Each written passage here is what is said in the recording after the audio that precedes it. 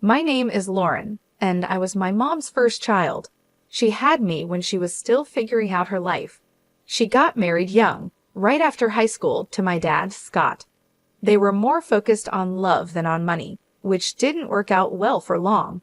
I was still just a little kid when she met Kyle, a guy with a lot of money and a fancy car. She left my dad, took me with her, and never looked back, except to collect the alimony checks. At first, Kyle seemed nice. He would bring me little treats and let me play in his big office filled with shiny things. But my mom changed around him. She always looked at me like I reminded her of a life she wanted to forget. One evening, I overheard them talking in the kitchen while I was supposed to be watching TV. "She's too much like Scott," my mom said sharply. "Always asking questions, always looking at me like he used to." I didn't understand what she meant at the time, but it hurt to hear her talk about me like I was a problem. I loved my real dad. Sure, he lived in a small apartment on the other side of the city, but every moment with him was fun, even if we were just playing in the park or eating cheap pizza. My mom's words from that night stuck with me, and she only became more critical over time. "Can't you do anything right?" she'd say whenever I tried to help around the house or did my schoolwork in the living room. My dad, on the other hand, was different. "You're doing great, Lauren," he'd tell me whenever I showed him my grades or a drawing from school. "Don't let anyone tell you otherwise." Life at my mom and Kyle's house got more stressful when I started school. My mom was always talking about appearances, how I needed to wear the right clothes and hang out with the right kids. "Why can't you dress like Karen's daughter? Look at her," she'd say, showing me a picture from a party I wasn't invited to. One day, after she scolded me for tracking mud into the hallway, I finally snapped back. At least Dad doesn't yell about a bit of dirt. The slap came fast, her hand stinging my cheek before I knew it. I even saw it move. "Don't talk about your father like that," she hissed, her face close to mine, her breath smelling of coffee and anger. Tears started to fill my eyes, but I held them back, just like Dad taught me. That night, lying in my bed, I promised myself I wouldn't let her see me cry. I wouldn't give her that satisfaction. When Mom announced she was pregnant again, the whole house felt different, like something big was about to change, and not in a good way. She had that glow people talk about when they're expecting, but it never seemed to shine in my direction. "I'm having a baby with the man I love, Kyle. It's going to be perfect," Mom said one evening, rubbing her belly while Kyle beamed like he'd won a prize. Kyle, always trying to charm, added, "We'll need to redo the guest room, make it fit for a little princess." My heart sank. They were talking about my room, my little corner in their world. "What about my room?" I asked, trying to keep my voice steady. Mom shot me a look, her smile turning tight. "You can move into the smaller room, Lauren. It's only fair. The baby will need the space." The way she said fair made it sound like it was already decided, no room for arguing. So I moved, packed up my things, and settled into the smallest room in the house, barely bigger than a closet. Time flew by, and soon Mary was born. She was all anyone could talk about. "Isn't she just the most beautiful baby you've ever seen?" Mom would gush to her friends over the phone, cradling Mary like she was the most precious thing in the world. "Yeah, she's cute," I'd mutter, trying to join the conversation. Cute was an understatement. Mary was adorable, and I couldn't help but love her from the moment I saw her. I wanted to be a good big sister, to be involved and help out. One afternoon, I tried to sneak into Mary's room while Mom was busy in the kitchen. I tiptoed in, peering over the crib at my baby sister, who was gurgling happily. "Hey there, Mary," I whispered, reaching out a finger for her to grab. But Mom must have heard me, because suddenly she was at the door, her voice sharp as a knife. "What are you doing, Lauren? I told you to ask before going into her room." "I just wanted to see her," I protested, feeling the familiar sting of tears pricking my eyes. I wanted to help, but Dad was different. During one of my weekends with him, I'd opened up while we were having pizza at our favorite spot. Mom's always on edge when I'm around Mary. It's like she thinks I'll break her or something, I said. Dad chewed thoughtfully before replying, You know, Lauren, some people just have a hard time sharing love. It's like they think there's only so much to go around. But remember, you've got a big heart. Don't let your mom's behavior make you think otherwise. His words helped a little, but back at Mom's house, the distance between us kept growing. Even when I tried to share stories about school or friends, Mom's attention was always split, half listening and half watching Mary. One day, I came home with a school award, second place in the science fair. I was so excited, clutching the certificate like it was a ticket to their approval. Look, Mom, I won this, I exclaimed, holding it out to her as she fed Mary. That's nice, dear, she said without looking up. Put it on the fridge or something. Or something, I echoed to myself, the words feeling empty. I stuck the certificate on the fridge, a bit crooked, and stepped back. To them, it was just another piece of paper, just another day in Mary's shadow. By the time I reached high school, things were pretty rough at home. Between Mom's cold shoulders and Kyle's indifference, I felt more like a guest than a part of the family. It was around then that the bomb-dropped Mom decided it was time for me to live with Dad permanently. The day she told me we were having dinner, it was one of those rare moments where it was just her and me at the table. Kyle was late from work, and Mary was already tucked in. Lauren, we need to talk about your future, Mom started, pushing her food around her plate with a fork. There was no warmth in her voice, just a cold, businesslike tone that immediately made me nervous. What about it? I asked, trying to sound casual, but my heart was racing. We've been discussing things, and we think it's best if you move in with your father. With the new baby coming, things here are well, they're complicated. I almost choked on my water. Move in with Dad. But why? I thought everything was fine here. Mom sighed, a sound full of impatience. Look, Lauren, you're not a child anymore. You need your own space, and we can't provide that here, not with the new situation. It's cramped, and frankly, the financial burden is more than we expected. It's better for everyone this way. I pushed my plate away, no longer hungry. And what about school? My friends? You can go to a new school, make new friends, she said, as if it were that simple, as if my life could be easily replaced. It felt like I had to erase my life and start over without any trouble. The next few weeks were a blur as I packed up my things, my whole world shrinking into boxes, books, clothes, and the few keepsakes that meant something to me. Kyle barely said goodbye, and Mary, too young to understand, gave me a confused hug. Moving day was tough. Dad lived on the other side of town in a small apartment. It was clean but cluttered with memories of a life paused since Mom left him.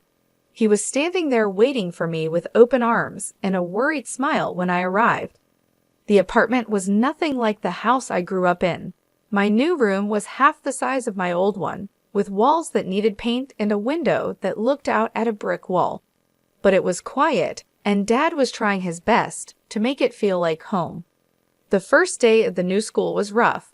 As I walked down the crowded hallways, I could feel the stares and hear the whispers. That's the new girl, they'd say, as if I were some kind of oddity. In class, I kept to myself, doodling in my notebook and trying to block out the murmurs. When the bell rang, I was the first one out the door, not wanting to linger. At home, Dad noticed my mood. How was school? He asked, trying to keep his tone light.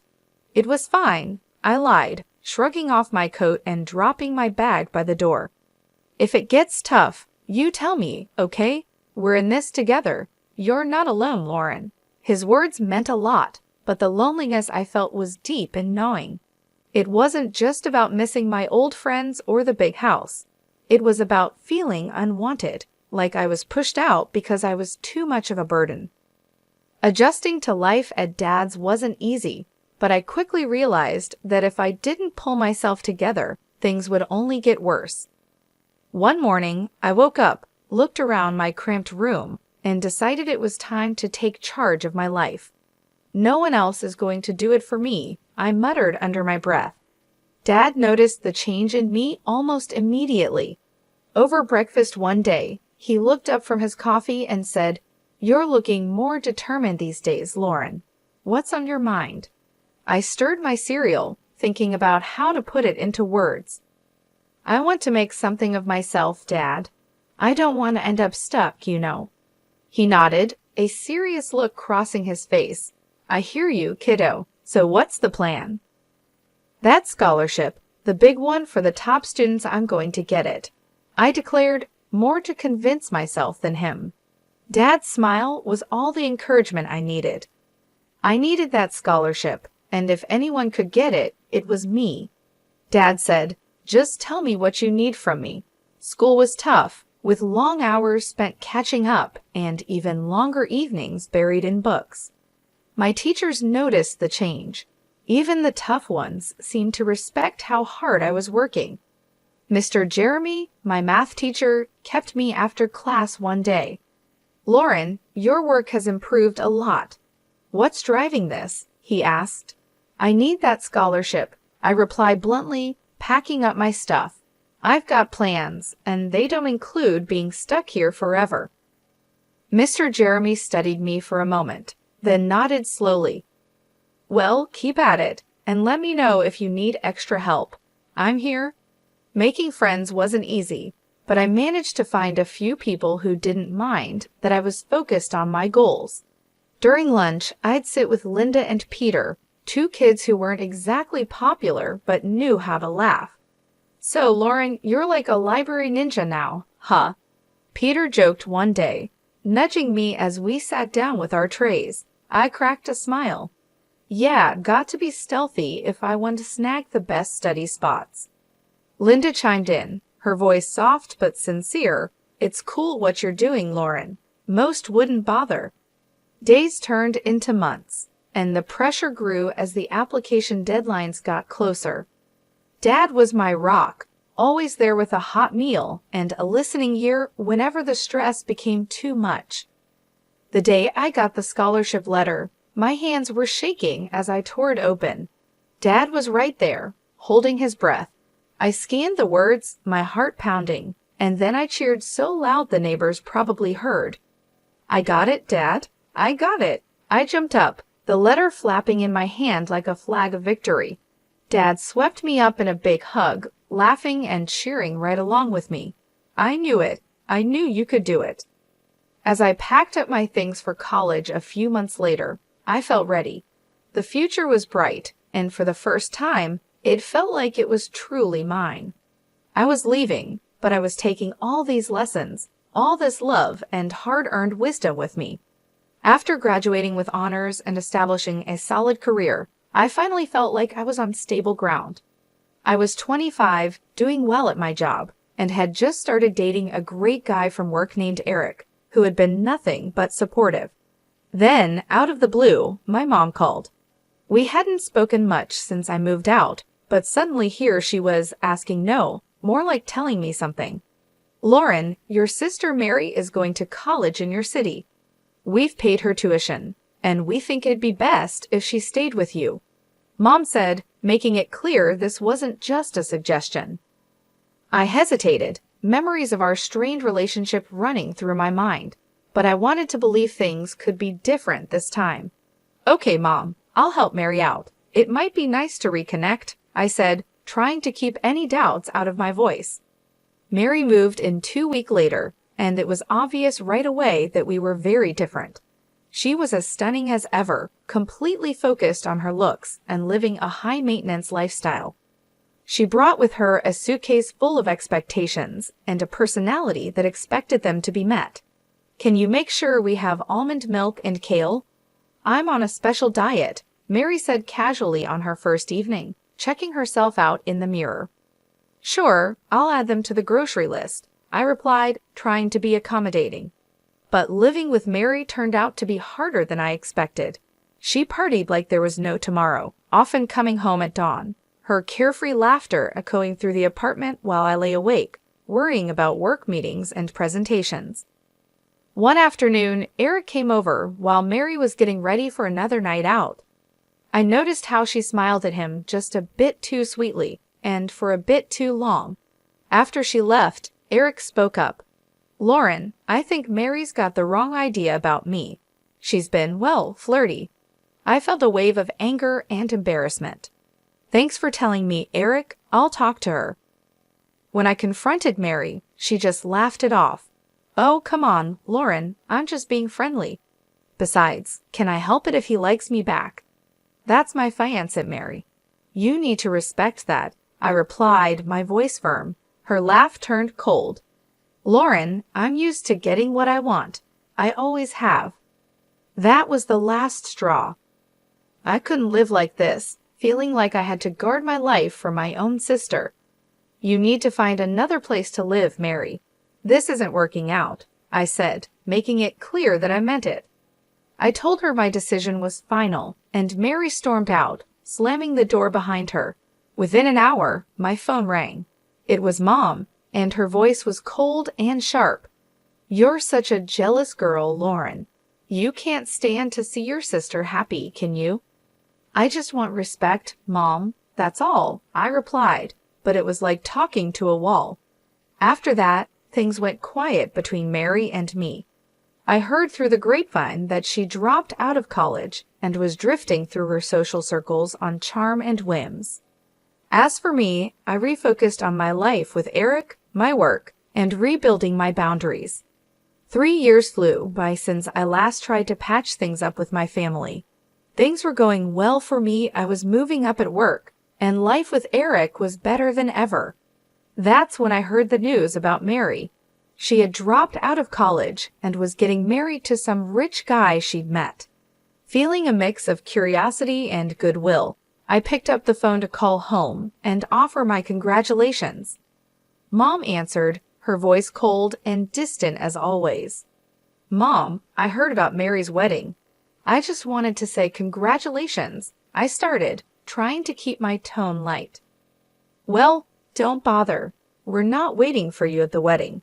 It's for rich people only, and we don't need any beggars there," she spat out, her words cutting deep.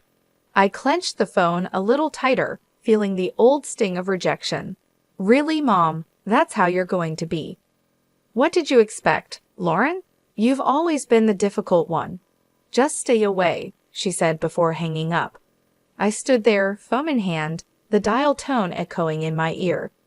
The hurt was real, but I wasn't going to let it ruin me. I found out later that they'd spared no expense on Mary's wedding, hiring popular artists and actors to make it a lavish affair. Time passed, and life didn't stand still for me either. Eric proposed, and suddenly I was planning my own wedding, nothing extravagant, but every bit filled with love and sincerity. I called Dad to share the news. He was overjoyed. "Lauren, that's wonderful. You bet I'll be there. I wouldn't miss it for the world," he said, his voice brimming with happiness. Encouraged by Dad's reaction, I made one last attempt to bridge the gap with my mom. I dialed her number, my heart racing as I waited for her to pick up. "Mom, I'm getting married. I want you to come," I said, holding my breath. Her reply was as cold as a winter breeze.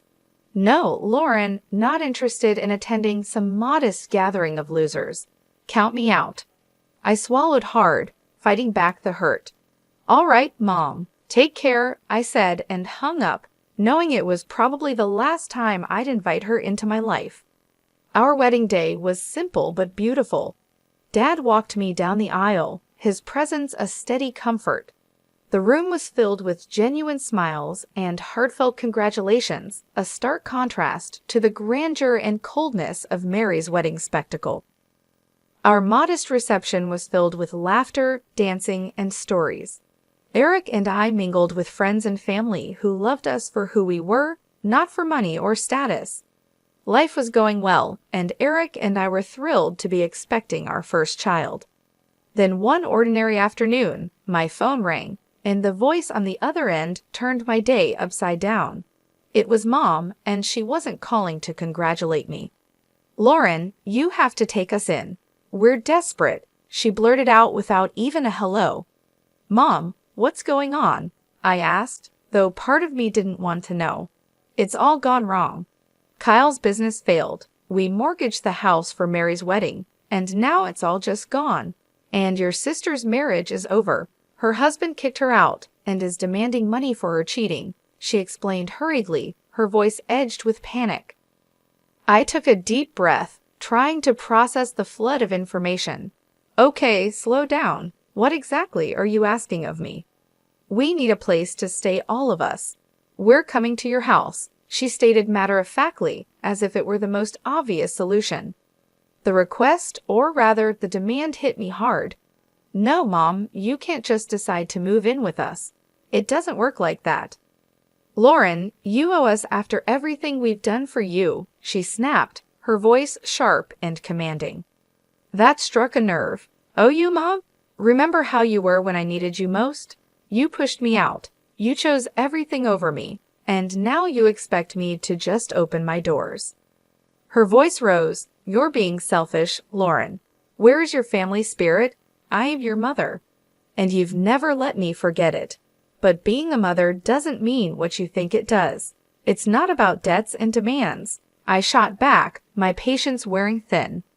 Her fury was palpable even through the phone. You'll regret this, Lauren. I might even take you to court to get what I deserve. I couldn't help but laugh, but it was more from disbelief than anything else. Go ahead and try, Mom. Remember, Dad was my guardian when you kicked me out. What are you going to claim? That your daughter wouldn't let you live off her after you threw her out. There was a pause, and I could almost hear her thinking. This isn't over, Lauren, she finally hissed before hanging up. Life after that last call with Mom felt like a fresh start, a real new beginning. Eric and I were busy getting the nursery ready, picking out paint colors, assembling the crib, and navigating the usual ups and downs of pregnancy. It was a bright and early Friday morning, and I was setting up some baby clothes we had just bought, folding them neatly into the new dresser. Eric was drilling something in the corner, the electric screwdriver buzzing away. He stopped, wiped his forehead, and looked over at me with a smile. How's it going over there, Lauren? Need any help? I've got it, thanks. Just thinking about everything. It's really happening, huh? I responded, running my hand over a tiny soft onesie. It really is. We're going to be parents, Lauren, he said, his voice full of awe and a bit of nervous excitement. Just then, there was a knock at the door. I was surprised who could it be this early on a Friday. Eric went to answer it while I continued organizing. I heard voices, and then Eric called out, Lauren, it's for you. Walking into the living room, I was surprised to see my dad standing there with a big grin on his face and a teddy bear in hand. Surprise, he exclaimed. Dad, what are you doing here? I couldn't hide my delight as I rushed over to give him a big hug. I wanted to come and see how my favorite daughter is doing, and I brought something for my future grandchild. He handed me the teddy bear, which was soft and cuddly. Thank you, Dad. It means the world to me that you're here, I said, feeling a bit emotional. We sat down, and Dad looked around at the half-assembled baby furniture and the stacks of baby books. Looks like you're almost ready for the little one. We're trying. It's a lot, but we're excited, I told him, then paused, biting my lip. Dad, I had another call with Mom. It didn't go well. Dad's expression turned serious. I heard about it from your mom. She wasn't too pleased, was she? No, she wasn't. But Dad, I stood my ground. I had to for me, for Eric, and for the baby. We need peace here. I said firmly. The day passed with us sharing stories, Dad giving us some unsolicited but funny parenting advice, and just enjoying being together. It was a good day, one of those days you know you'll look back on fondly. As the sun set, painting the sky in shades of orange and pink, Eric, Dad, and I sat on the porch, a gentle breeze rustling the leaves. Eric put his arm around me, and I leaned into him. Despite everything with Mom and all the drama, I feel lucky. We have each other, and we're about to start this amazing new chapter. I have a feeling it's going to be great, I said, looking out at the fading light. Eric kissed the top of my head. It will be. We've got this, Lauren. As night fell and Dad said his goodbyes, I felt a deep sense of contentment and readiness for what was to come. The challenges with my mom and the uncertainty of new beginnings had been tough, but they led me here, to this moment, surrounded by love and support.